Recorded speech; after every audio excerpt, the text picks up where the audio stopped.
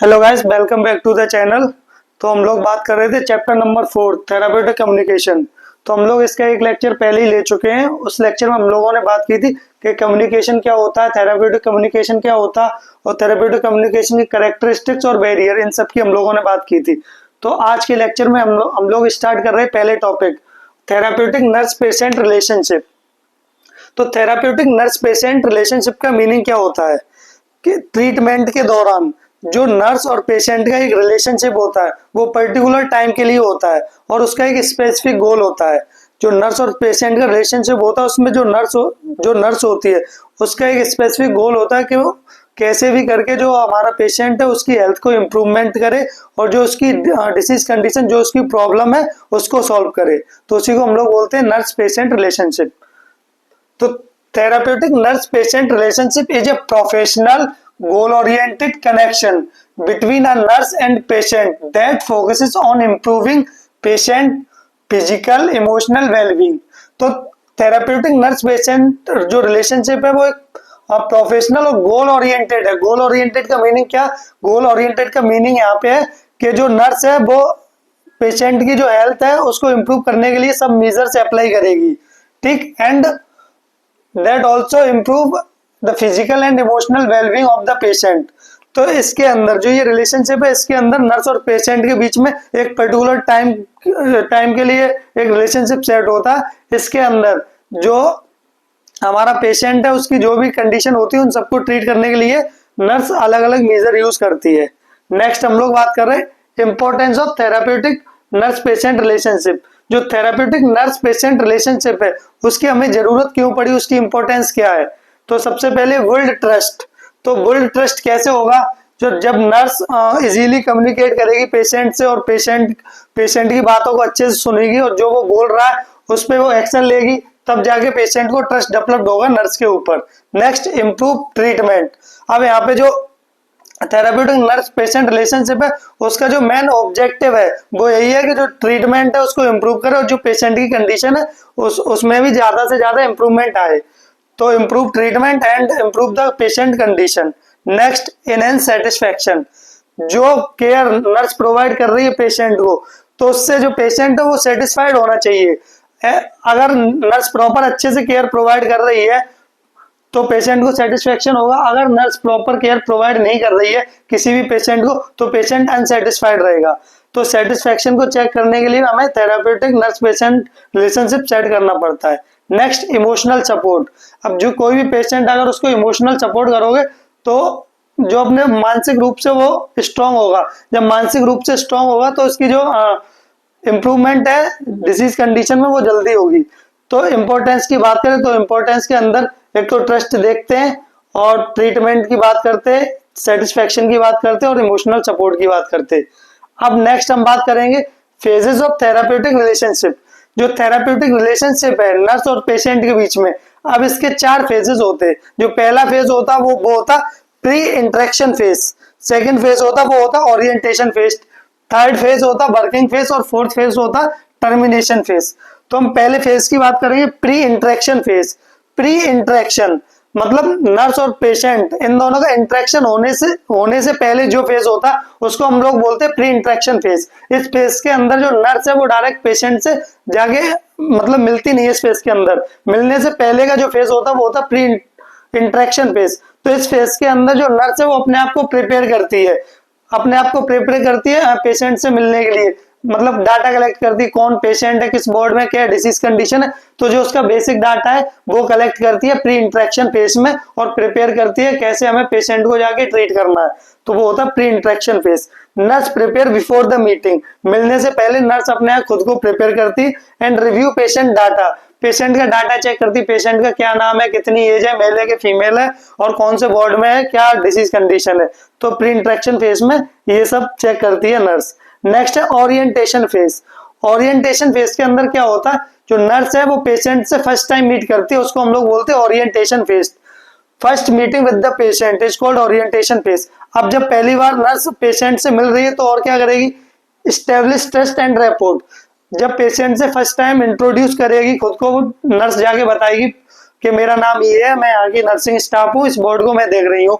फिर जो हमारी नर्स है वो पेशेंट से बात करेगी कि तुम्हारा नाम क्या, तुम्हारी क्या प्रॉब्लम है, क्या दिक्कत है, क्या बीमारी है, इसको हम कैसे सही करेंगे। तो वो ट्रस्ट और रेपोर्ट बिल्ड करेगी पेशेंट के साथ, उससे आईपीआर मेंटेन करेगी, अच्छे से बात करेगी, उसकी बातों को सुनेगी और उसका प्रॉपर रिस्पॉन्स करेगी, तब जाके जो हमारा पेशेंट है उसको ट्रस्ट डेवलप्ड होगा। तो इस फेज के अंदर, सब ओरिएंटेशन फेज के अंदर नर्स फर्स्ट टाइम मीट करती है, ट्रस्ट और रेपोर्ट है वो एनपीआर सेट करती है और इसके अंदर गोल सेट करती है कैसे हमें जाके पेशेंट को ट्रीट करना है, कैसे केयर प्रोवाइड करनी है। तो ये सब करती है ओरिएंटेशन फेज के अंदर। नेक्स्ट फेज है वर्किंग फेज। तो वर्किंग फेज के अंदर क्या करती है नर्स, वर्किंग फेज के अंदर जो उसने प्लानिंग की है कैसे हमें ट्रीटमेंट करना, जो उसने नर्सिंग केयर प्लान बनाया, जो नर्सिंग डायग्नोसिस बनाई, उनको उनका इम्प्लीमेंट कराती है।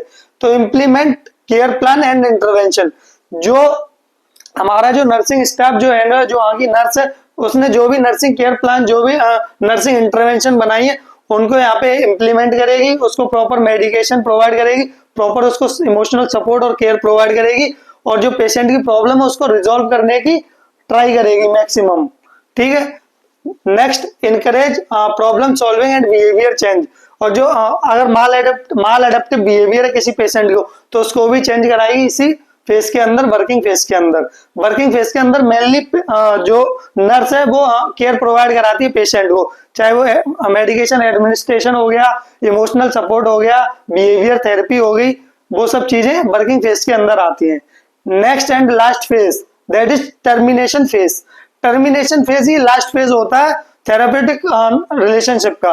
तो इस फेज के अंदर क्या होता है, इस फेज के अंदर जब पेशेंट की कंडीशन इंप्रूव हो गई, पेशेंट नॉर्मल हो गया, ठीक हो गया, तो उसके बाद पेशेंट डिस्चार्ज होगा हॉस्पिटल, डिस्चार्ज होने के बाद घर जाएगा, तो वहीं पे जो हमारा जो नर्स और पेशेंट का रिलेशनशिप था वो खत्म हो जाएगा। तो टर्मिनेशन फेज का मीनिंग ही होता है एंड होना, किसी भी चीज का खत्म होना।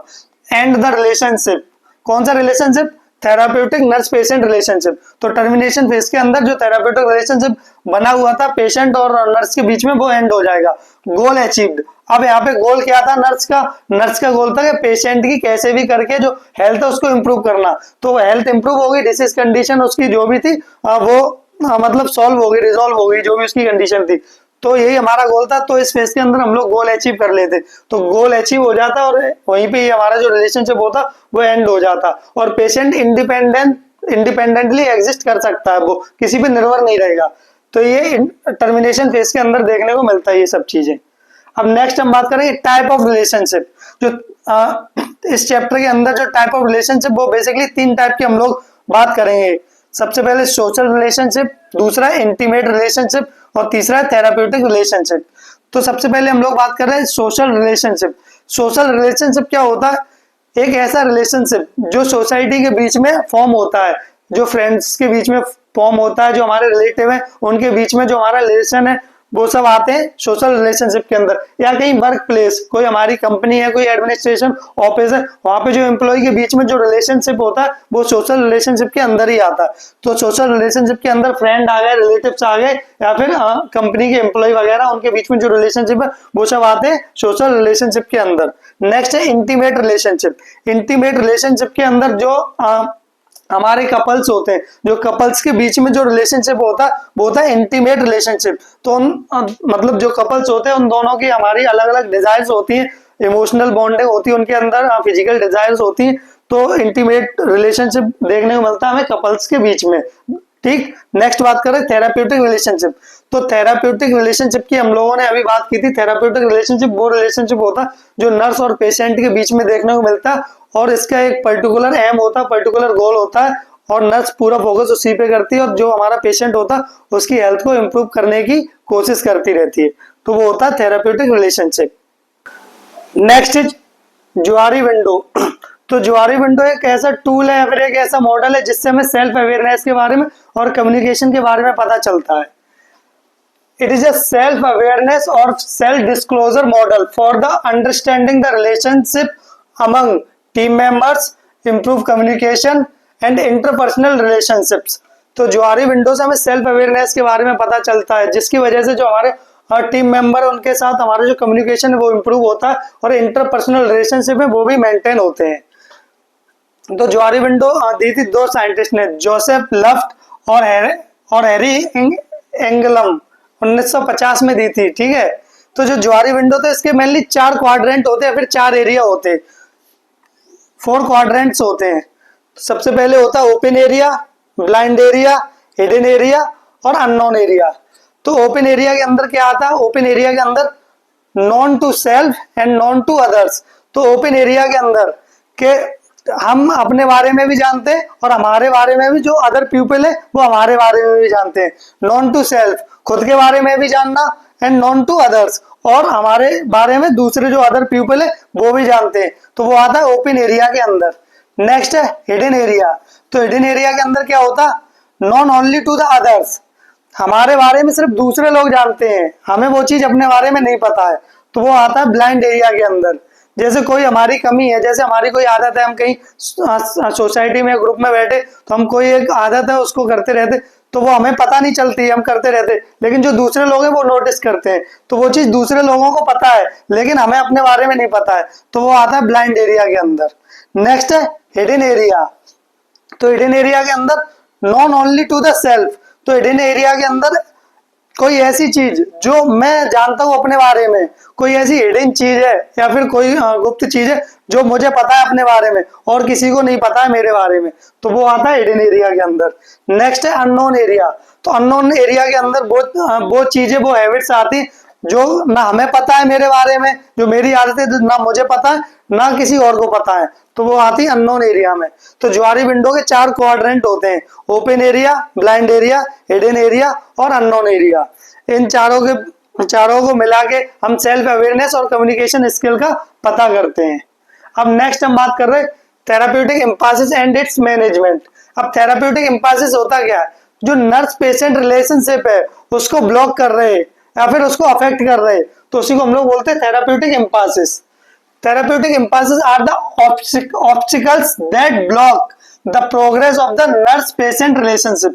नर्स पेशेंट, जो नर्स और पेशेंट का रिलेशनशिप है उसकी प्रोग्रेस को या फिर उसको ब्लॉक करना, उसी को हम लोग बोलते हैं थेराप्यूटिक एम्फेसिस। अब थेराप्यूटिक एम्फेसिस की बात करें तो बेसिकली ये 4 तरह का होता है। सबसे पहले थेराप्यूटिक एम्फेसिस जो 4 तरीका, उसमें पहला होता है रेजिस्टेंस, दूसरा होता इंटरफेरेंस, तीसरा होता काउंटर इंटरफेरेंस और चौथा होता है बाउंड्री वायलेशन। तो सबसे पहले हम लोग बात कर रहे हैं रेजिस्टेंस की। तो जो नर्स पेशेंट रिलेशनशिप है इसमें ब्लॉक हो रहा है थेरेप्यूटिक रिलेशनशिप में, तो उसमें जो पहला वो है रेजिस्टेंस। तो रेजिस्टेंस के अंदर हमें क्या देखने को मिलता है कि जो पेशेंट है वो हमारा कोऑपरेट नहीं करता नर्स के साथ, हमारे साथ जो नर्सिंग स्टाफ है उसके साथ कोऑपरेट नहीं करता, वो सब चीजों को रेजिस्ट करता, अवॉइड करता। उससे कुछ भी पूछोगे, तुम्हारा नाम क्या है, अपने बारे में बताओ, हिस्ट्री दो, क्या परेशानी है, कहाँ पे दर्द हो रहा, तो वो अवॉइड करेगा, कुछ बोलेगा ही नहीं, तुमसे बात ही नहीं करेगा, सब चीजों को रेजिस्ट कर देगा। तुम उससे कुछ करने के लिए कहोगे वो मना कर देगा, कुछ भी करेगा नहीं, तो सब चीजों को अवॉइड करेगा, तो वो है रेजिस्टेंस। तो जो पहला होता है वो रेजिस्टेंस है। अब जो दूसरा है वो है इंटरफेरेंस। तो इंटरफेरेंस के अंदर हमें क्या देखने को मिलता है? इसके अंदर होता क्या है, जो पेशेंट है उसे लगता है, जो नर्सिंग स्टाफ है जो उसको ट्रीटमेंट कर रहा है या केयर प्रोवाइड कर रहा, तो उसको लगता है कि हमारी लाइफ का बहुत ही इंपॉर्टेंट व्यक्ति है, उसे लगता है ये मेरे पेरेंट्स हैं या फिर मेरे गार्जियन है, तो जो भी जो केयर प्रोवाइड कर रहा है नर्सिंग स्टाफ, तो उसको वो ट्रीट करने लगता है पेरेंट की तरह, गार्जियंस की तरह। उसे लगता है ये मेरे जीवन का बहुत महत्वपूर्ण व्यक्ति है। क्योंकि यहाँ पे सब हम लोग मेंटल पढ़ रहे, तो यहाँ पे सब साइकोटिक पेशेंट आ रहे, तो साइकोटिक पेशेंट आ रहे तो उसको ट्रांसफेरेंस होगा। ट्रांसफेरेंस में यही होता है कि उसे लगता है कि हमारे जीवन का बहुत महत्वपूर्ण व्यक्ति है, ये हमारा कोई पुराना रिलेटिव है या फिर हमारे दादा है, दादी है, पापा है, मम्मी, तो उनकी तरह ट्रीट करने लगता है, वो होता है ट्रांसफेरेंस। नेक्स्ट है काउंटर ट्रांसफेरेंस। काउंटर ट्रांसफेरेंस के अंदर क्या होता है? इसके अंदर जो नर्सिंग स्टाफ होता है उसकी रिएक्शन होती है। जैसे कोई हमारा नर्सिंग स्टाफ है वो ट्रीटमेंट प्रोवाइड कर रहा किसी एक साइकोटिक किसी पेशेंट को, तो होता क्या, जो नर्स है उसका पास्ट एक्सपीरियंस, किसी को पहले ट्रीट किया होगा वो बहुत गंदा रहा होगा, तो पास्ट एक्सपीरियंस के बेसिस पे वो यहाँ पे पेशेंट के साथ गलत इनएप्रोप्रिएट ट्रीट कर रही है, इनएप्रोप्रिएट बिहेवियर शो कर रही है, तो उसको हम लोग बोलते हैं counter transference. Next and last boundary violation. तो थेराप्यूटिक एम्फेसिस के अंदर जो लास्ट है वो है बाउंड्री वॉयलेशन। तो बाउंड्री वॉयलेशन के अंदर होता क्या है, जो स्टाफ है उसकी पर्टिकुलर एक बाउंड्री होती है, उनमें रहकर उन्हें वर्क करना होता है।